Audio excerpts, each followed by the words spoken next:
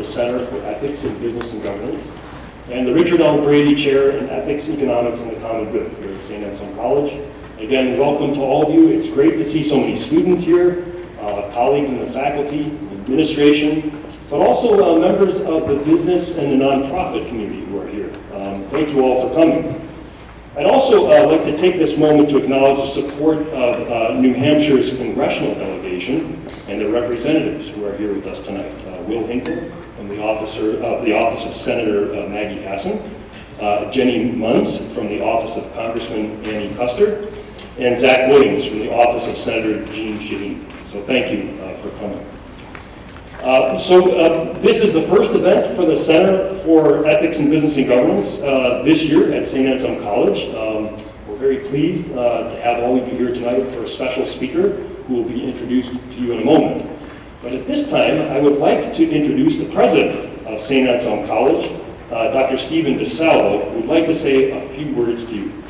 So please welcome Dr. DeSalvo.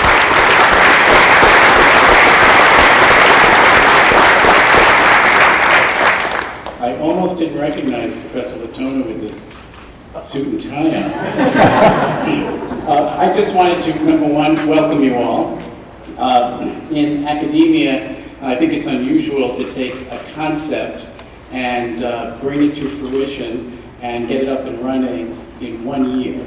So great credit goes to Professor Latona, Kyle Hubbard, who has been working with Max on putting this together, and the many, many people behind the scenes who've done an extraordinary job of pulling this center together and this inaugural event.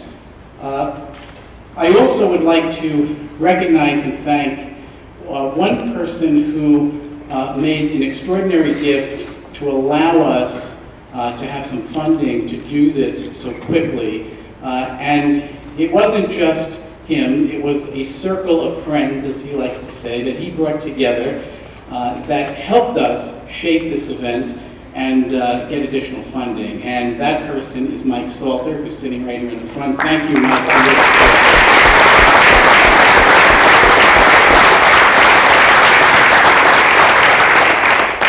So I've been asked over and over, okay, what does this center do?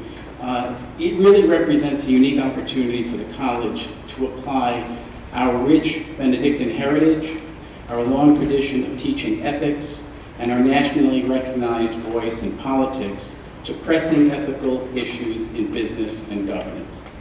The center will also bring together various communities, the academic community, the nonprofit and for-profit communities, and public policy communities for research, for education, and for discussion of important issues facing the world today. And I think we would all agree we need more of that. And most especially, it provides an important forum for our students to encounter issues that they will face in their careers and in their communities after graduation, and to gain insight on these issues from faculty, leaders in industry, and public policy makers. So again, my welcome to all of you, and my thanks to those who helped put this event together. Thank you.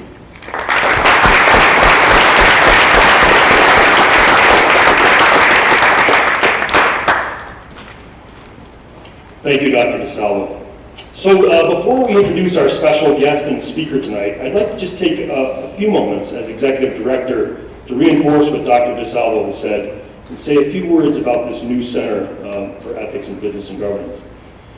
Those of us involved in the center are excited to launch a number of new programs over the next year, including dynamic team-taught courses that invite executives into the classroom, annual workshops and conferences that bring faculty, students, business and nonprofit leaders together to discuss and resolve pressing issues, student ethics debates, ethics roundtables for industry executives on specific industry topics, an executive ethics seminar, and as we see tonight, special speakers who have insight to share with us. But in each and every one of these programs, you'll see evidence of what matters to us here at the center. And what matters to us, I think, are three things. First, ethics matters. Why does ethics matter? It matters because human happiness and human well-being matter. And no individual, no organization, no community, no people can flourish and do well in life without principles such as fairness and justice, compassion for others, trust, self-discipline, honesty, etc. Every program that the center will offer, beginning with tonight's program, offers an opportunity for participants to examine, discuss, and reinforce principles of moral conduct and ethical governance in their lives. The second thing is community. Community matters to us. The Center for Ethics in Business and Governance is made possible through a partnership between academia and the community, between faculty, students, and the administration of St. Anselm on the one hand, but the business, nonprofit, and public policy-making community in the region on the other. Our faculty are already meeting regularly with nonprofit leaders and business executives to plan dynamic programming, workshops, classes, seminars, that combine the expertise of faculty with the insight and experience of these executives for these enriching classes, seminars, and roundtables. So community is important to us. And third and finally, civil discourse matters. Many of the pressing ethical issues in business and governance that the center will address are fraught with controversy and division. Whether the topic is healthcare, consumer privacy issues, minimum wage issues, environmental regulations, it is unfortunately almost impossible to find people on opposite sides genuinely listening to one another. We aim to help change that, and in the process show our students that the polarization of the politics of our time is not the only possible model of governance.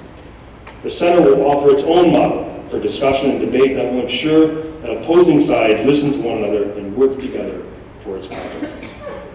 So these three commitments find, I think, a natural home in the St. Anselm College, where the college and its Benedictine roots provide a long tradition of teaching ethics and moral governance within community, where all voices are welcome at the table. So we look forward to all of your support in the coming year for our programs.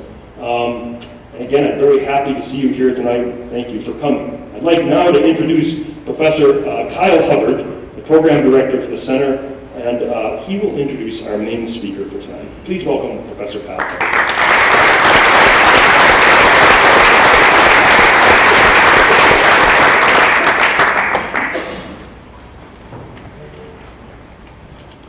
Thank you again for being here tonight. And it's my distinct privilege to welcome Professor Kenneth Goodpaster to St. Anselm College and to introduce him to you. Dr. Goodpaster is Emeritus Professor in the Opus College of Business at the University of St. Thomas in Minnesota, where he held the David and Barbara Koch Endowed Chair in Business Ethics. He previously held faculty appointments at the University of Notre Dame, near and dear to some of us, and Harvard Business School. Professor Goodpaster is the author of dozens of articles and books in the fields of ethics, management theory, and business ethics.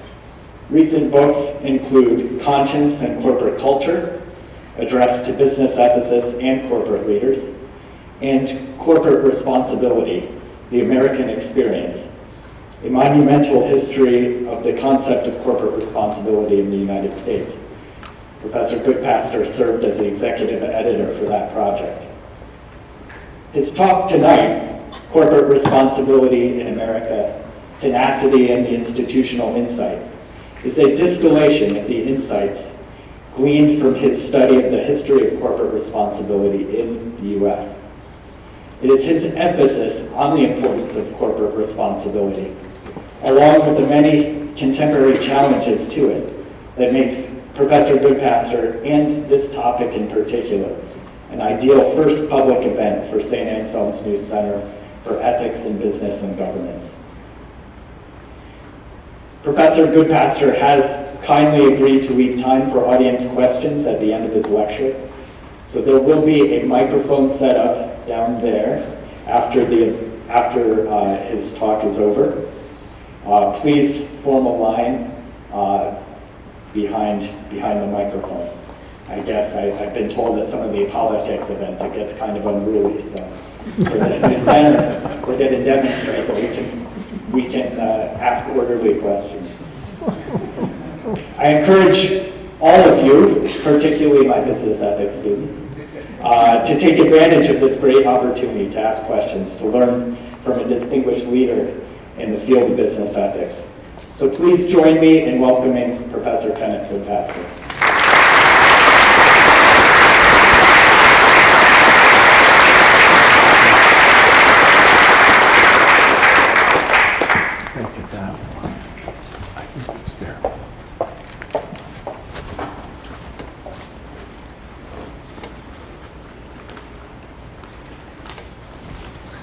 Good evening, everyone, and it's a pleasure to be with you.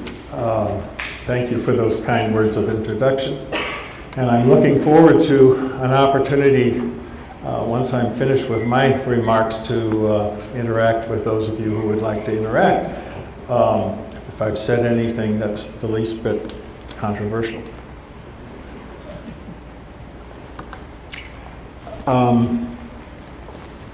I guess I'd like to begin by telling a story about a city boy named Kenny. That was my nickname growing up, Kenny. And this story caught my eye. Apparently this city boy named Kenny decided he wanted to move from the city to the country. And he did, and he bought a donkey from an old farmer, because Kenny needed to set himself up as a country boy, not a city boy. And it was to be delivered the next morning. And the next morning came. He paid $100, by the way, for this donkey. I need some mathematicians in here to keep track of these numbers. The farmer drove up to Kenny's new residence, and he said, "Son, I have some bad news for you.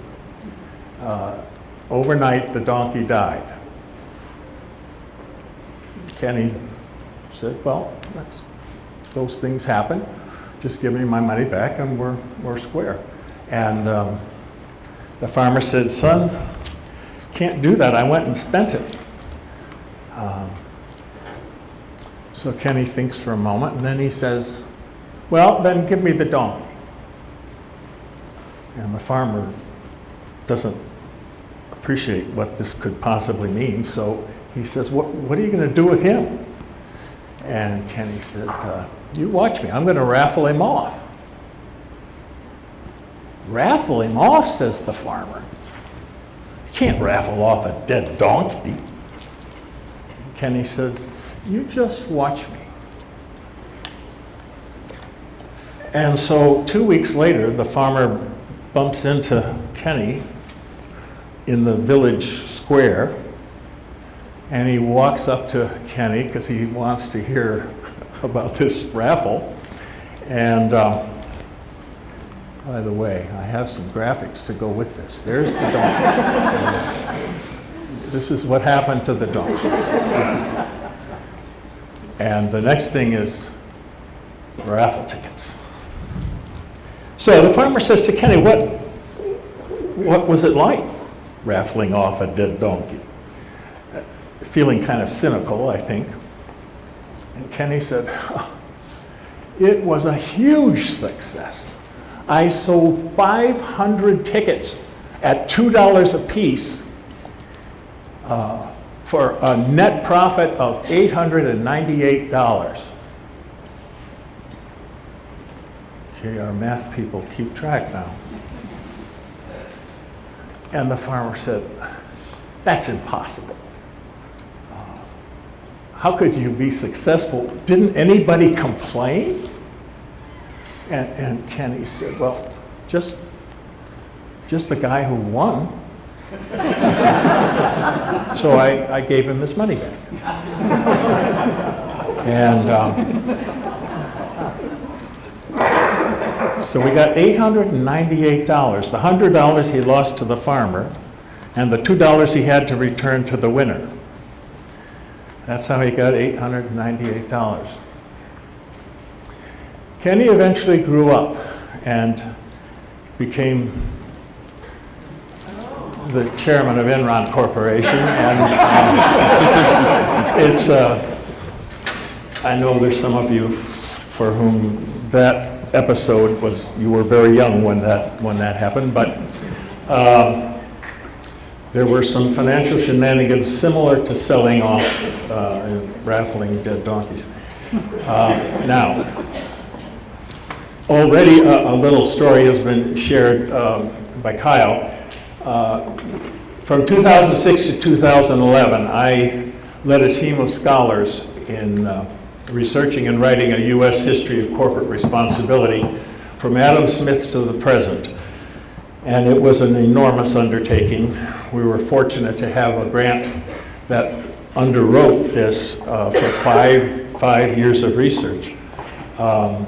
That's the cover of the book.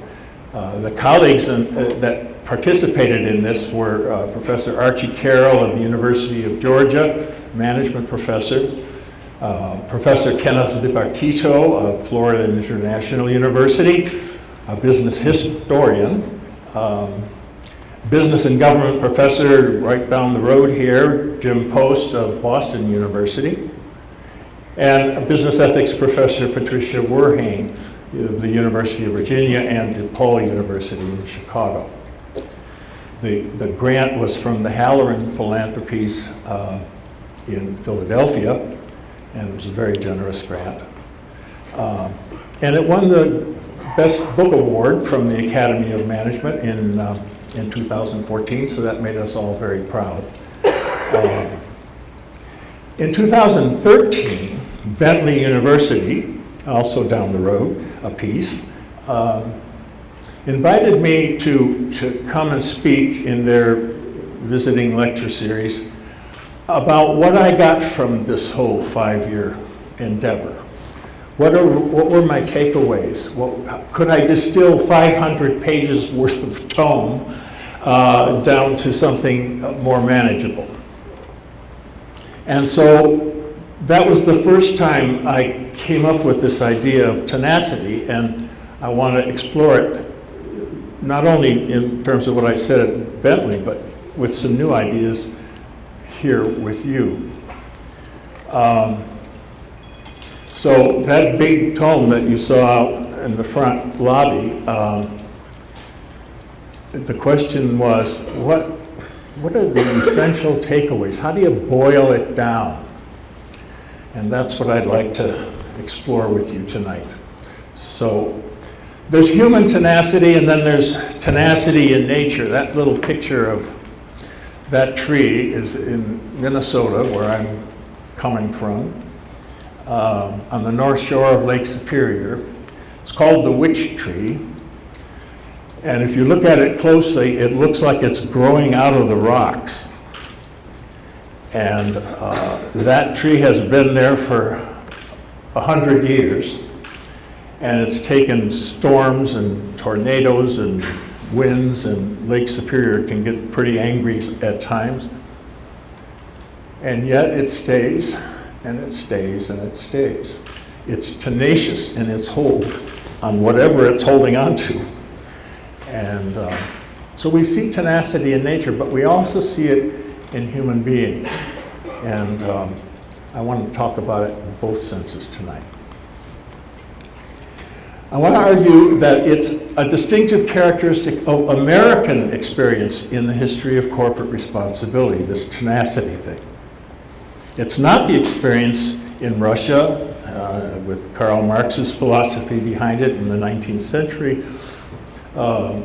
It's not the experience of China, and it's not even the experience of Western Europe, which has a tendency to shift in the direction of what you might call socialism, but a tame form of socialism. But Americans have this tenacity about what? About a determination with which we as a society have retained an institutional aspiration to uphold relative market freedom for business enterprises in the face of frequent moral failure. In the face of frequent moral failure of business organizations. If you get enough failure, you're liable to think, like Karl Marx, there's no future in business sector. Let's just make it all the public sector. The same conclusion was reached by the Chinese. And in Western Europe, there's a tremendous emphasis on public sector solutions to business problems. I want to argue that it depends, this tenacity depends on three underlying convictions, three taproots, if you will. for our witch tree. And it invites the question eventually, how fragile is it? Does this tenacity have a future? And that's going to be the part of this talk that I really would love to hear your reaction to, because I'm going to offer you some bad news, and I'm going to offer you some good news, and I'm going to throw it back to all of us to ponder about the future of American tenacity on the subject of corporate responsibility.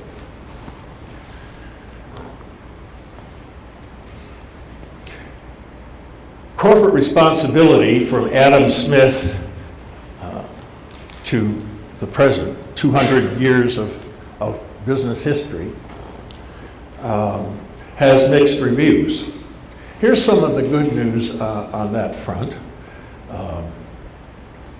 There's been praise for the contributions of business organizations and the private sector generally. Praise for innovation in manufacturing and technology. Praise for providing employment opportunities. Praise for increased productivity. Praise for contributions to the overall health and longevity of American lives. Praise for improved economic opportunities for minorities and women. Praise for our general contributions to the public sector through tax revenues. Praise for philanthropic generosity to social institutions, educational institutions, and the arts. But there's a darker side as well. There have been serious charges leveled at the corporation, at corporate behavior, and at business as an institution. Abuse of power by monopolies. Now, remember, I'm looking at the entire 19th century and the entire 20th century here. It's the scope of our history. Violence toward and exploitation of labor by management. Employee captivity in company towns, often by companies that thought of themselves as benefiting their employees, but in fact turning them into dependents on the company in a way that made it almost impossible for them to live elsewhere. Unsafe labor practices, including child labor. Discrimination against minorities and women in the workplace. Indifference to consumer product safety. Unresponsiveness to the importance of the natural environment. Financial manipulation and breaches of fiduciary obligations to investors.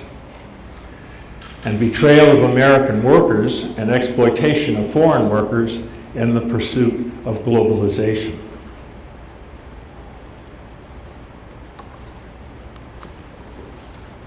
So let's look at the taproots. The positive and the negative just sort of get us confused. How am I supposed to respond to this thing called the corporation? And is it sensible to ask of it responsibility, moral responsibility? Or should we just forget about it and do as lots of other countries in the world have done? Write them off as unreliable. Well, the three foundational convictions are what I'm going to call the checks and balances principle, the moral projection principle, and the moral common ground principle. The checks and balances principle is simply that there are checks and balances in democratic capitalism which give us confidence that the pursuit of economic goals will be moderated for the common good. I'll say a little more about that in a moment. The moral projection principle is that there is good reason to consider the corporation not only as a legal person under corporate law, but also as a moral person. It makes sense, in other words, to entertain the concept of a corporate conscience, not just a corporate law abidance or compliance. And the moral common ground principle simply says there are shared moral values ascertainable by well-developed consciences in individuals and in corporations. There's common ground to which we can appeal if we're going to criticize corporate behavior. The first is about our social system, checks and balances within the social system as a whole. The second is about organizations within the system. And the third is about our capacities to know right from wrong, good from bad, virtue from vice.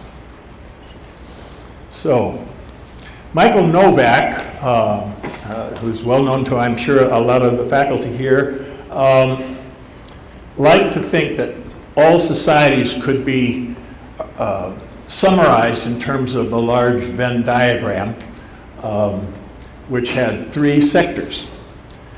And there was the political sector, there was the economic sector, and there was what he called the moral cultural sector.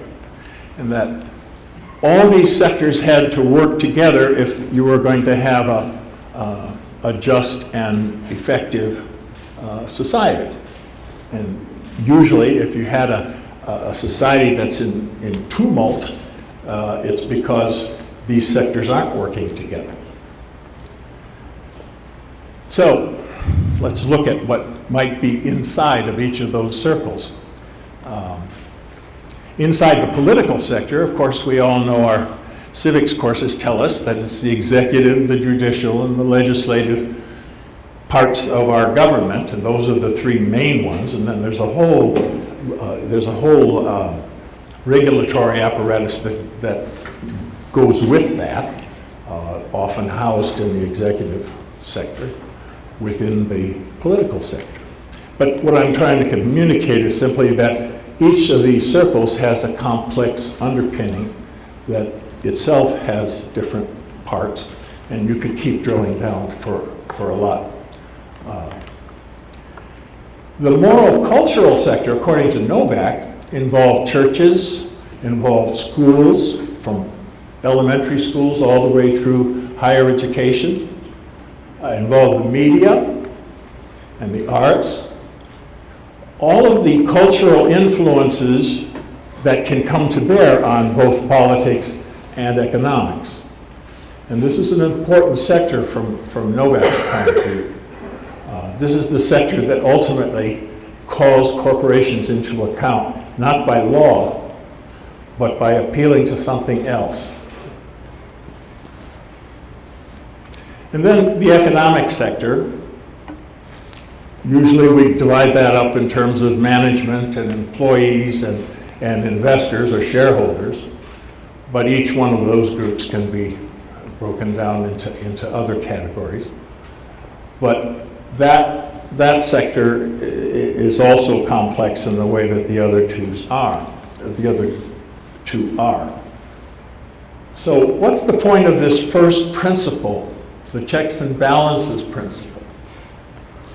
It's to say that the moral cultural sector, as well as the political sector, have influence over the economic sector, at least in the American system, and that the economic system or sector is disciplined by the other two sectors. I mean, the political can influence the economic by laws and regulations. The moral cultural can influence the economic as well. It's not unusual for voluntary associations to declare boycotts on corporations for their behavior in certain contexts. It's not unusual for churches to become active in petitioning corporations to change behavior. It's not that unusual for the media to get on the case of corporations, and corporations are responsive to this or they're unresponsive at their peril. Because all of these influence public opinion, influence corporate behavior in various other ways, and corporations, since they're private sector institutions looking for customers for their goods and their services, have to be sensitive to the mores or the moral judgments of people in their society as voiced either through the political sector or through the moral cultural sector. So that's what the checks and balances principle is about. And if you ask an American in the middle of the 19th century or in the middle of the 20th century, what gives you the confidence and to be tenacious about keeping the free enterprise system? And the answer is going to be something like, well, there's these other two systems that kind of watch over it, and that keeps it in check so that it can't get too far off track.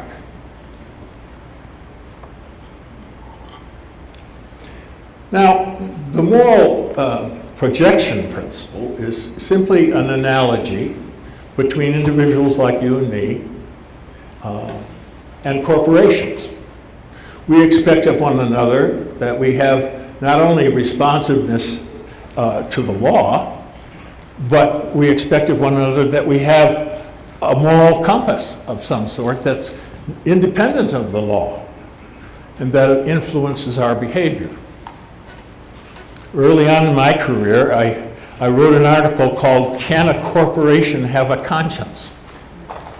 And that article, which was published in the Harvard Business Review, was agreed with by lots of people, but also strongly disagreed with by a lot of other people who thought that it was anthropomorphic. It was projecting human traits onto a non-human entity called a corporation. But it's interesting to note that over the years, the subject of corporate cultures and how they differ from one corporation to another has become a big topic in business ethics research. And the idea of asking of corporations the same sorts of ethical responses that we would ask of individuals is not such a foreign idea after all. I mean, a lot of students who are interviewing with corporations for job interviews at the end of their schooling will ask in those interviews, and then we encourage our students to do it. I imagine it's encouraged here too. What are the values of this company? What does this company stand for? Do I want to place myself in this company because I know if I do, it's going to influence me? I'm placing myself in an ethical soup, and do I want to place myself in this soup or that soup? The idea is that corporations are very different in the way they respond. And if I'm going to place myself into a corporation by accepting a job there, it's pretty important that I pick a corporation that lines up pretty well with my own convictions, or else there's going to be a lot of pressure on me to do things that I find problematic. So persons have consciences, and subgroups of persons have consciences, but they all go together to form what you might call the conscience of the corporation. And that expresses itself on the street in terms of what are the rewards and punishments in this company for doing the right thing or the wrong thing. It expresses itself in the mission statement of the company. But of course, statements are one thing and behavior is another. So it's hard to ask a question like, do you live up to your mission? At least if you're asking the company that. But it's not hard to ask that question of others who used to work for the company or who have opinions about the company that have evidence-based answers. So one of the persons we turned to when we did this history project was a professor of corporate law by the name of Lyman Johnson. His take on this particular principle, moral projection meaning we can project onto companies traits that are typically predicated of individual persons. His take on it was something like this: moral personhood requires that the corporation have sufficient discretion or freedom under the law so that the ideas of responsibility and conscience can make sense.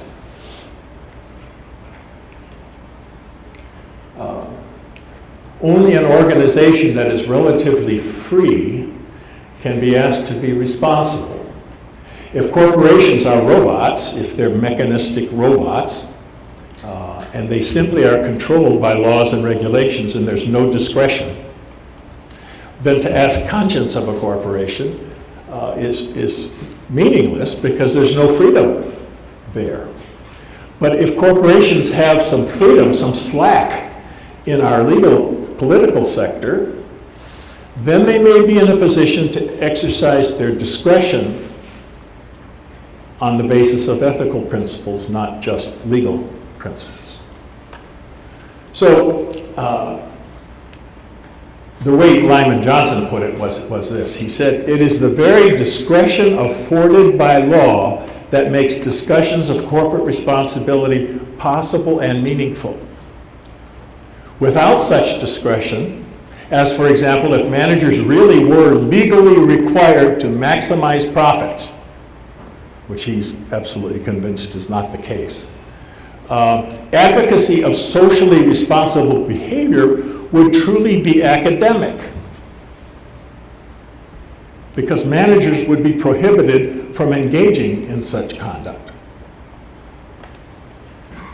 So the key insight here for Lyman Johnson, who's a professor at Washington Lee University and a brilliant man, is the key insight is that there is discretion built into the law. Many of you have heard of the business judgment rule. If you haven't, you will. And the whole idea is that boards of directors and senior management in corporations, publicly held corporations, are given discretion by the law to the point where the judiciary stays out of it if it can be demonstrated that this decision was made in good faith by the board. That's unusual, and it's peculiar to the American experience. So there's the checks and balances principle, which says there are external institutional influences on corporations. And then there's the moral projection principle, which in effect says you can build conscience from the inside out instead of seeing it from the outside in. And the combination of the outside in pressure and the building it from within pressure to come up with value statements, vision statements, mission statements that actually do use ethical terms and commit the corporation to ethical deliberation about matters affecting human lives, gives us two very important influences on corporate behavior. One from the outside, the stick, and one from the inside, maybe something like the carrot, the idea that corporations, if they value their freedom, if they value free enterprise, will want to protect free enterprise by exercising conscience from within so that they don't have to be forced to do what they do from without and their freedom taken away.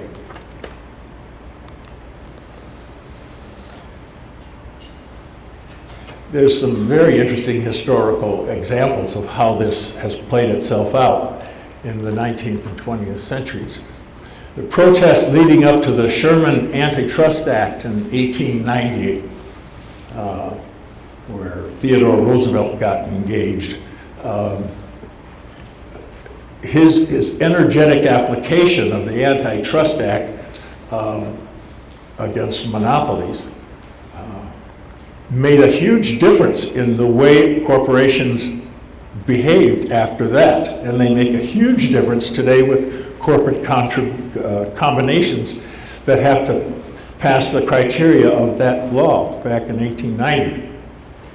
because the thought was that if a corporation is going to be conscientious, it can't eliminate its competition. And this is one of the ethical principles behind it. Condemnations of child labor in 1832 and the Fair Labor Standards Act in 1938. It took a century for child labor to move from being on the radar screen ethically to being eliminated through an act of law, and an encouragement from all the moral sectors, cultural sector, to corporations not to engage in child labor. Now, you have to remember in this case that America was very much an agricultural country during the 19th century, and then it became an industrial country. And the fact that it was agricultural meant that lots of kids in farm families were expected to work on the farm, and the thought that you would outlaw that was impossible to conceive of by a farming community. But as more and more people concentrated into industrial work, and the proportion of people who were agriculturally employed compared to employed by industrial organizations shifted from 80-20 to 20-80, and it did between the 19th and 20th centuries. When that happens, then all of a sudden child labor takes on a different kind of color, ethically speaking. And that's what precipitated the Fair Labor Standards Act in the 1930s. We all know that the Emancipation Proclamation in 1862 was not an instantaneous welcoming of African American citizens into the economy and into the political system. But by the Civil Rights Act of 1964, that cause was advanced dramatically. It's still going on, but it was advanced dramatically. But it took 100 years. The Seneca Falls Declaration of 1848 about women and their rights to participate in a society led to the 19th Amendment to the U.S. Constitution, women gaining suffrage, and eventually to the women's rights movement of the 1960s. So what I'm trying to communicate here is basically that it sometimes takes a long time for corporations to take on the moral demands of their surrounding culture, but that they eventually do, and that this factor is an important part of what we might call the moral education of the American corporation. The final principle is what I call the moral common ground principle. Despite religious differences, economic differences, gender differences, ethnic differences, as a rule of thumb, it was pretty easy for Americans in the 19th and first half of the 20th century to say, you know, we have common ground. We may have our differences, but you can articulate enough core values and principles that you could say, this is the American way. This is what we stand for. And people wouldn't have a whole lot of trouble telling you what was in that red circle. They could name stuff. And notwithstanding pluralism, there were shared moral values among individuals and institutions. We can discern goods that are truly good and services that truly serve. We think of business as about goods and services, but most of us can say, you know, those so-called goods aren't really good. They're dangerous. They're bad for you. Or those services aren't really services. They demean human beings. And you could get a lot of agreement in American society about, for example, I suppose pornography is a good in the economic sense. It sells. And prostitution is a service in an economic sense because people will exchange money for it. But they're goods and services that are maybe economically goods and services, but from a moral point of view are questionable for sure. And that fact means that we have some way of discerning a difference between goods that are truly good and services that truly serve. And we can also discern a difference in workplaces, ones that respect human dignity and ones that don't. You know, you could travel inside of a corporation and you could begin to see how the employees are treated and whether they're treated fairly or justly, inhumanely or not. These are all signals of morally common ground.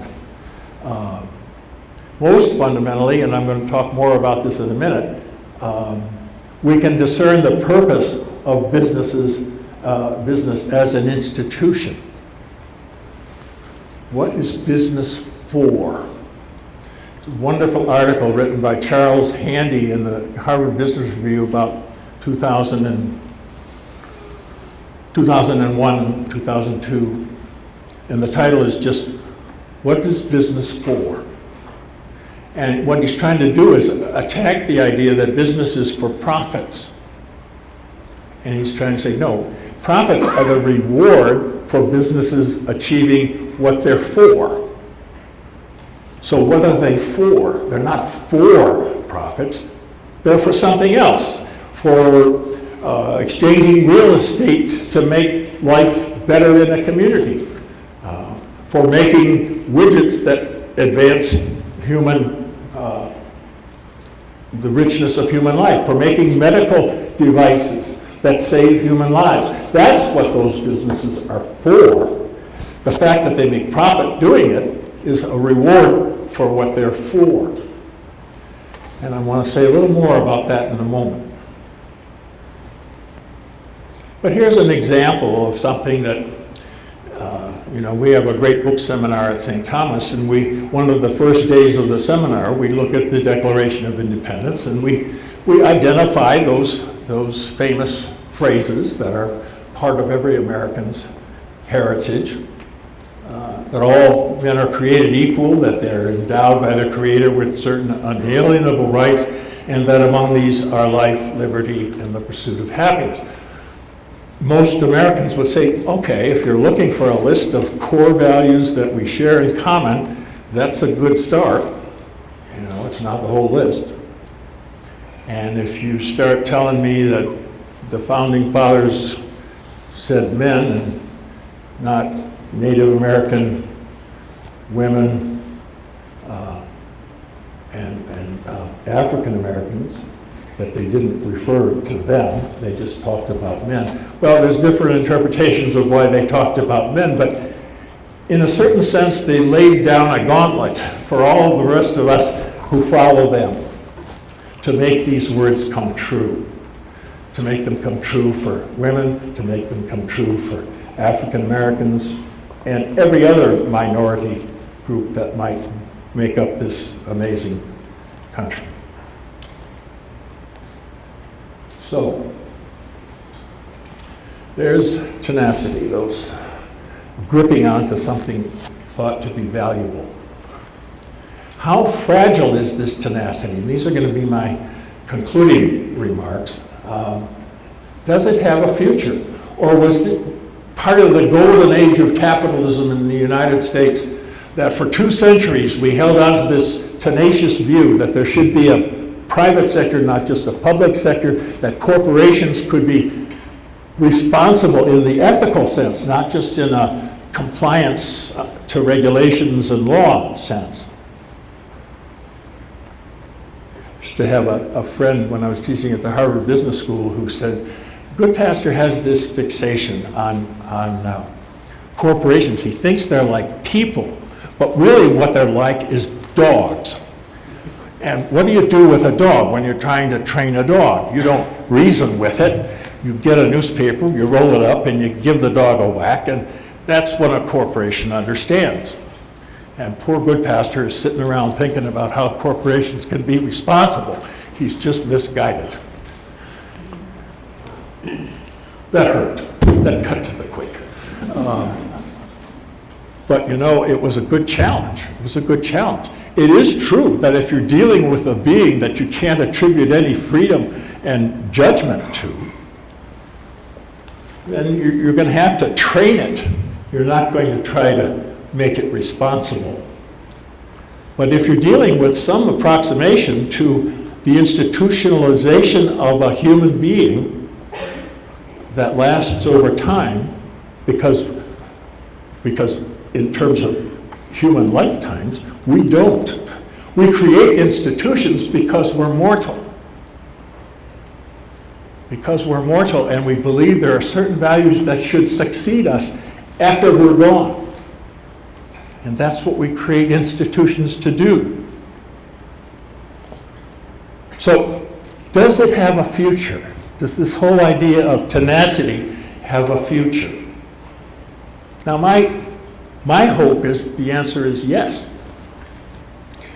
But unfortunately, there are some indicators that suggest the opposite. So I want to tell you some of the not so good news and then some of the good news, and then we can break for questions. Some not so good news. There are several reasons for a loss of confidence and consequently a loosening of our tenacity. The behavior of business during the first decade of our new century, the 21st century, is discussed in the 11th chapter of the history book. From the Enron debacle, that's part of Kenny's donkey story, to the list of scandals that followed it, Arthur Andersen, WorldCom, Tyco, and others. From Bernard Madoff's Ponzi scheme to the mortgage crisis and near collapse of financial institutions on Wall Street. These are not auspicious events in terms of someone hoping to see Americans hold on to their ideal of a corporation that can be responsible. They're very discouraging pieces of news, and they took place over the first decade of this new century. So that doesn't lead to a lot of confidence. Another reason for loss of confidence is less specific, but no less disturbing for that. Cultural trends in our society seem to signal a new level of moral relativism. David Brooks, in his New York Times column, commented once on a recent study of American university students. So try this one on for size, see if this is talking about you or if it's certainly not talking about you. But what Brooks wrote was that on the basis of this research, the default position of most college students, which most students came back to again and again in this research, is that moral choices are just a matter of individual taste. It's personal, the respondents typically said. It's up to the individual. Who am I to say? And the prevalence of this mindset that the research brought to the fore is disturbing. And why? As a signal about the future of our tenacity, we may be seeing a weakening of the moral common ground principle here, because we're putting ourselves into separate little moral bubbles, and we don't have the common bubble that we share and that's distinctive of our society. Future business leaders and future stakeholders in business behavior may be unable to give shared meaning to the ideas of both personal and corporate responsibility. I mean, if there's responsibility sub 1 and responsibility sub 2, and there's a responsibility idea that corresponds to each and every human being in the society, then we have a fragmentation of the idea of responsibility. So to demand that corporations be responsible is to speak gibberish. It doesn't have a single meaning. It has millions of meanings. And that's what I mean by moral relativism. Because of this moral fragmentation, it will be difficult to expect of the corporation much more than regulatory and judicial compliance. Okay, so forget ethical reasoning about right and wrong behavior of corporations. Just make them obey. Roll up the newspaper, judicially and legislatively and regulatorily. And that's the only common denominator you have. Fines, imprisonment, those kinds of consequences. And that would be a sad thing, it seems to me. And finally, one other piece of not so good news. It's more disquieting, and it was alluded to earlier in the evening. The intense polarization evidenced before and after the 2016 presidential election, and the apparent lack of common ground in both the moral, cultural, and the political sectors. That we're living through a period of division within our society that doesn't want to settle for a civil discourse, but has made up its mind already. So discourse is not necessary. It's might rather than right that is driving these debates. What are the implications of this social upheaval for the checks and balances principle, for the moral projection principle, and for the moral common ground principle? And I'm leaving that to you to noodle about. What does it mean when a society has a division as apparently deep as the one we've brought to light in this last political election cycle?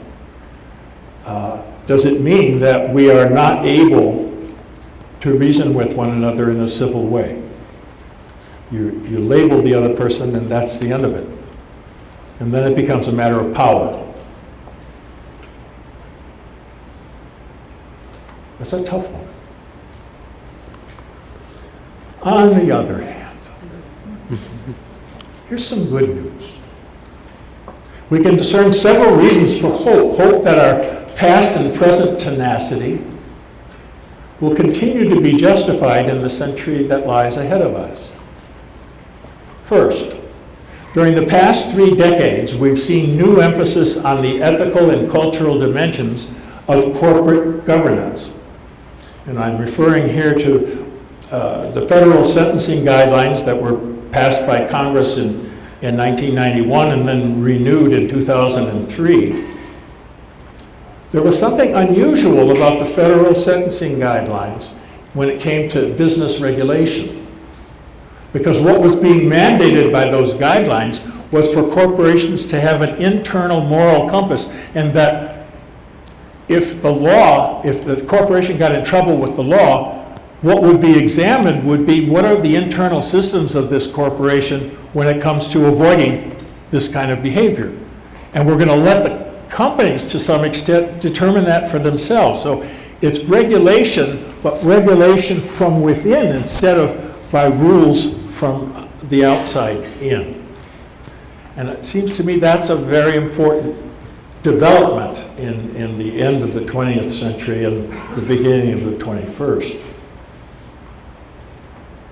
Well, here's another interesting good news development. During the past decade and a half, we've seen the emergence of the MBA oath. If you haven't heard about it yet, then just Google MBA oath and you'll learn a lot. It's by analogy with the Hippocratic oath in medicine.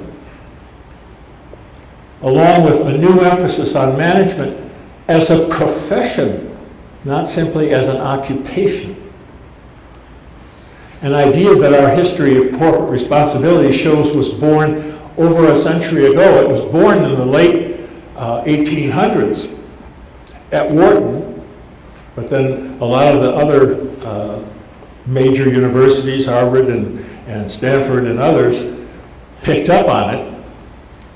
What was happening was essentially that the business faculty was sick and tired of not being recognized as having a school of their own. There was a medical school, there was a law school, there might be a school of engineering, but there was no such thing as a business school. So in order for the business faculties to get treated like those other faculties, they needed to demonstrate that they too were pursuing a profession. And a profession includes not just skills at doing this or that, but it includes a moral code or a moral compass of some sort to make sure that that profession lives up to the highest possible standards. And there's a marvelous book by a professor at Harvard Business School that suggests that universities were lied to. The promises were made, but they never materialized. Perhaps until now, when all of a sudden business schools are starting to realize that the moral dimension of what they stand for is not irrelevant. It's not just about starting salaries of graduates. It's about the degree to which those graduates can be trusted with the future of business activity. Indeed, within the Catholic tradition, a number of recent authors have gone further than the word profession and referred to management as a calling, as a vocation. And a document that came out of the Vatican about 5 years ago actually calls it the vocation of the business leader. So that kind of opening up of the view of what it is to be a manager, what it is to be a business leader, is a sign that I think portends well for the future of our tenacity. Here's some more. The emerging phenomenon of social entrepreneurship and the formation of B corporations suggests that in the decades ahead we will see business innovation aimed at social responsibility, widening the social benefits of our economic system and reducing many of its costs. And here's another piece of good news. There's recent evidence on the philanthropy front that even though recovery from the 2008 financial crisis has been slow, corporate giving has rebounded, and rebounded faster than the economy has rebounded. And that's a good sign. There's something going on in the minds of corporate leaders. And again, there's new evidence that multinational corporations are taking seriously the bottom billion in our global world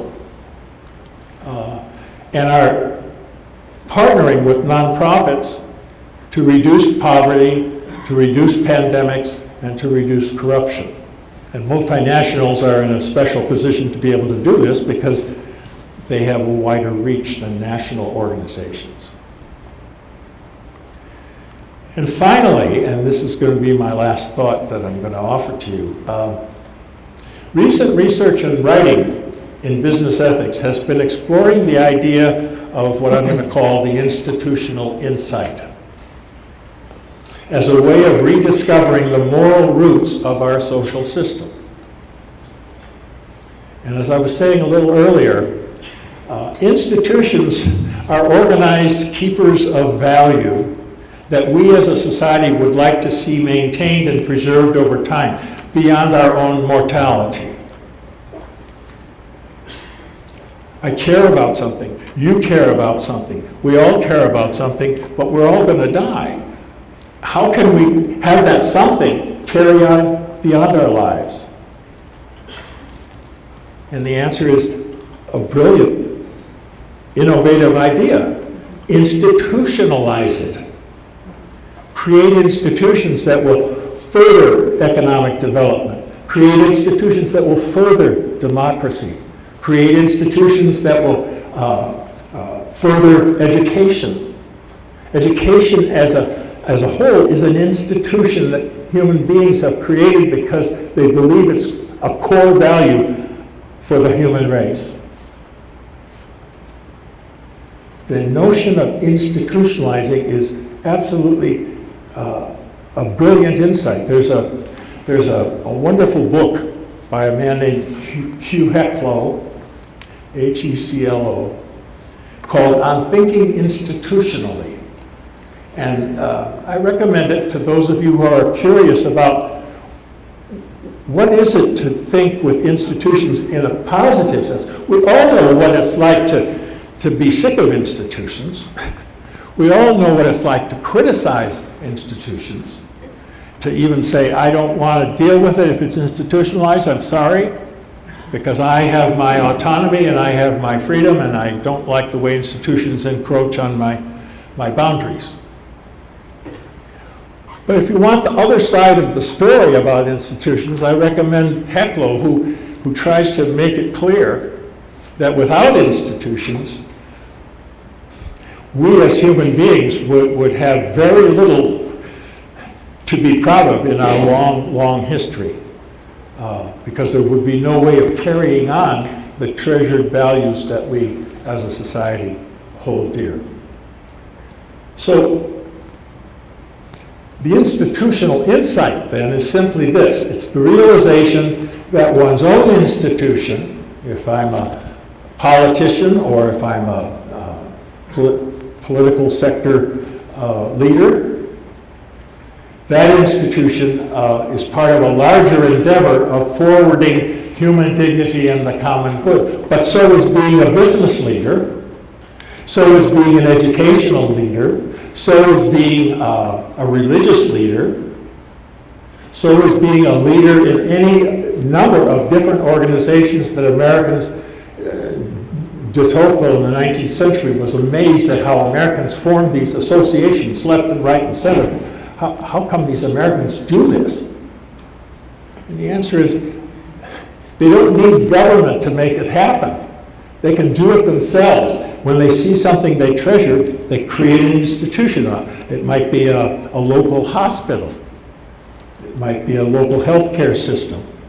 They don't have to go to the government, as de Tocqueville's history told him in France.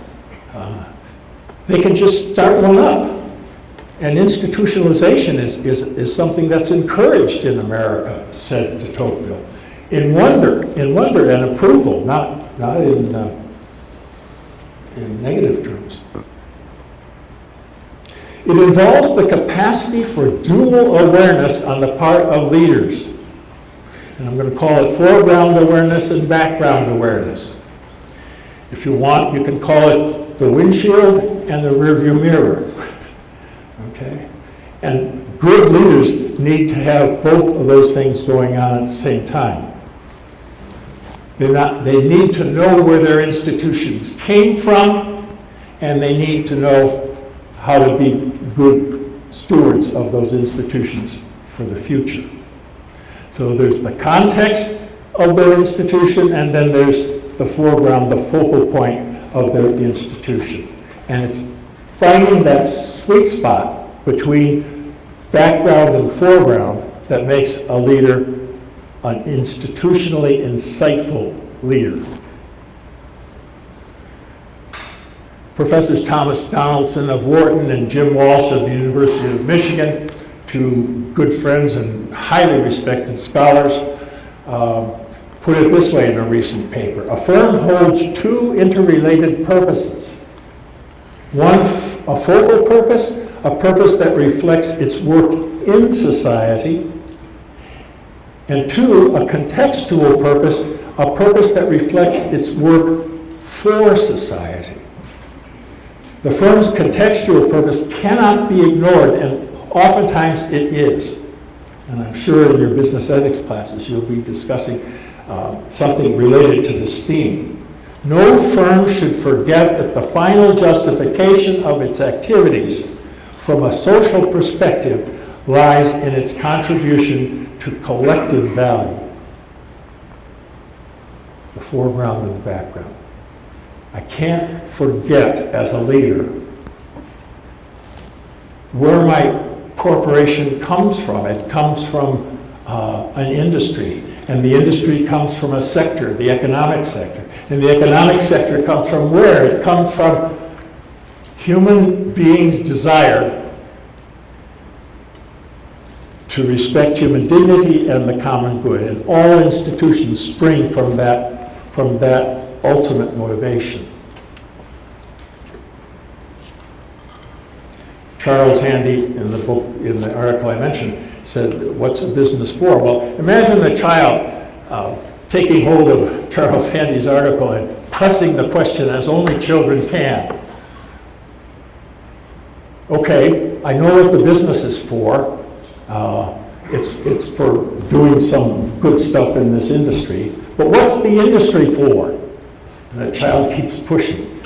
And you tell them what the industry's for, and then you say, it's all about the economy eventually. It's about the economic sector.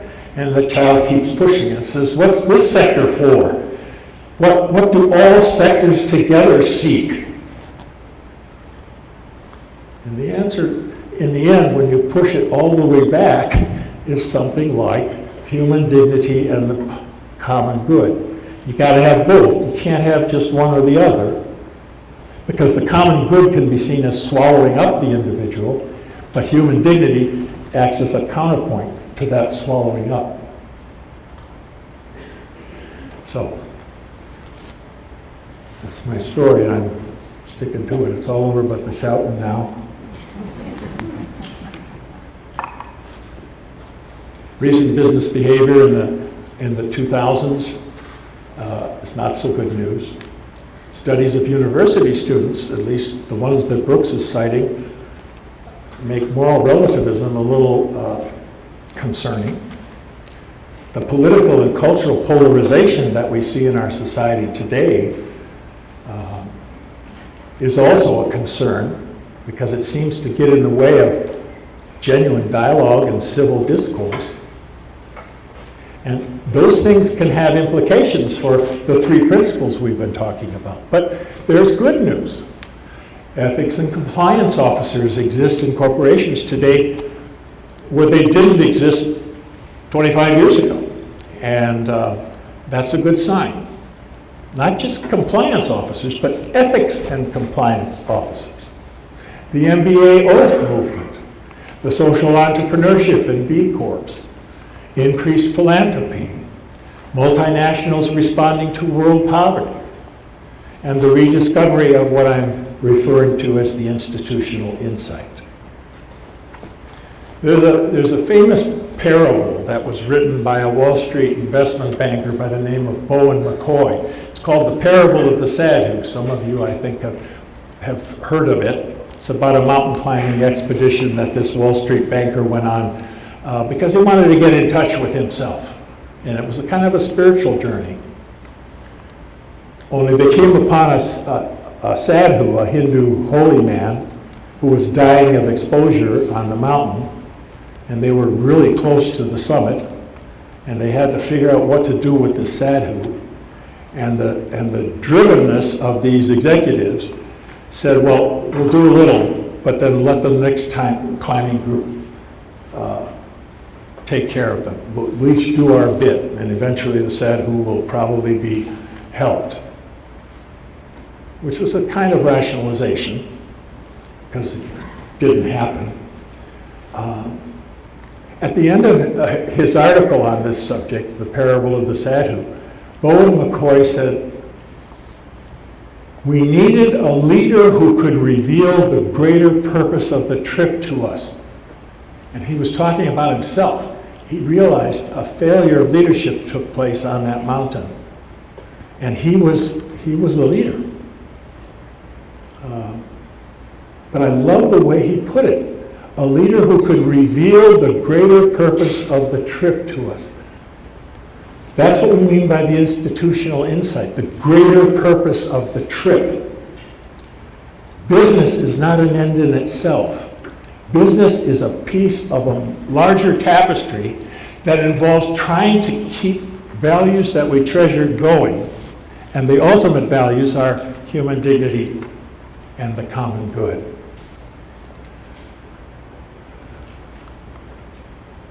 The last paragraph of our big history tome says that the freedom of free markets, like the freedom of free persons, is a precious asset so long as society does not pay too high a price. For Adam Smith, the true wealth of nations could only be realized if its citizens cultivated their moral sentiments as a foundation for their commercial enterprises. The future of corporate responsibility in the American experience depends ultimately on the choices of Americans themselves. That's how the book ends and looks toward the future.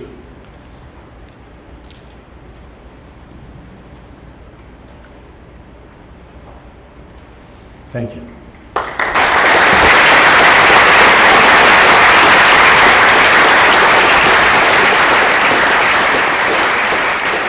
Oh, and by the way, don't raffle off dead donkeys.